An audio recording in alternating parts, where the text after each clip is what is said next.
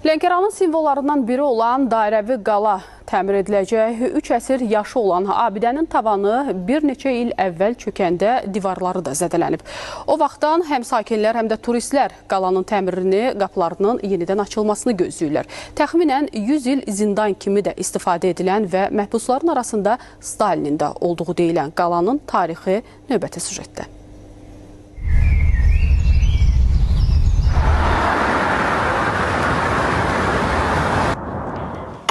230-dan çox yaşı olan dairəvi qala, bəzən də zindan qala adıyla məşhurdur. Bu dairəvi qala uzun müddətdir ki, təmirə bağlıdır.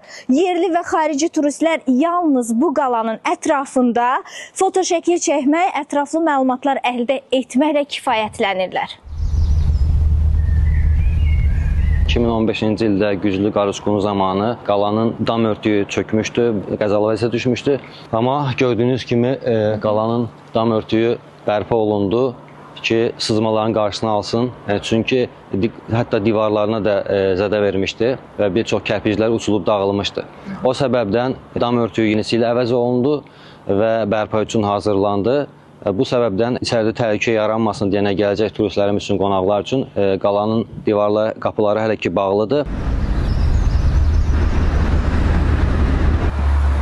Amma bu vəziyyətin dəyişəcəyi, bir müddətdən sonra qalanın qapısının yenidən turistlərin üzünə açılacağı gözlənilir. Çünki tarixi abidənin bərpasına başlanılır. Bir neçə il öncə Lənkəran şəhərində yerləşən dairəvi qalanın dam örtüyünün çökməsi nəticəsində tarixi abidə qəzalı vəziyyətə düşüb. Hazırda yerli əhəmiyyətli memarlıq abidəsinin bərpa olunması istiqamətində tədbirlər görülür. Belə ki, dairəvi qalanın bərpası ilə bağlı 2024-cü ildə Mədəniyyət Nazirliyinin sifarişi ilə hazırlanmış layihə smeta sənədlərinə aidiyyəti üzrə müsbət ekspert rəyi alınıb. Hazırda qanunvericiliyə əsasən satın alma prosedurlarına başlanılıb. Tarixi mənbələrə görə Lənkəran şəhərindəki dairəvi qala 1747-1786-cı illərdə Nadir Şah Əfşarın göstərişi ilə inşa olunub. Tikintiyə Avropalı mühəndislər və Təbrizli ustalar cəlb olunub. 3 mərtəbədən ibarət qalanın hündürlüyü 20, diametri 72 metrdir. Divarının qalınlığı aşağıda 2,8, yuxarıda 1,5 metrdir.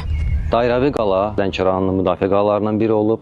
Daha sonra Rusların Lənkəranı işğalı zamanı həbsxana kimi fəaliyyət göstərib uzun müddət. Daha sonra tikiş fabrik kimi fəaliyyət göstərib, sonra rəsm qalyası kimi fəaliyyət göstərib. Bu qalaya aid maraqlı faktlardan biri keçmiş SSR-nin rəhbərlərindən olan Stalinlə bağlıdır. 20-ci əsrin əvvəllərində Bakıda Kobu adı ilə inqilabi fəaliyyətlə məşğul olduğu vaxtlarda o da bu zindandan qalanın divarları arasına düşüb.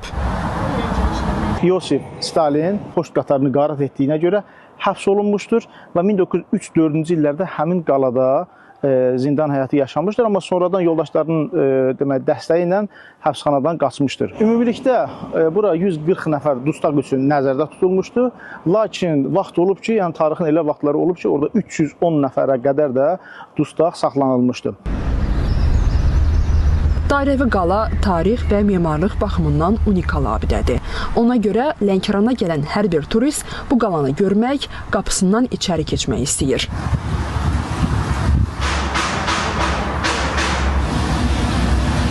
Təmirdən sonra onların belə bir imkanı olacaq. Nuranə Tələt qızı, Şahin İlhamoğlu, Şahnun Qasımova, ATV Xəbər.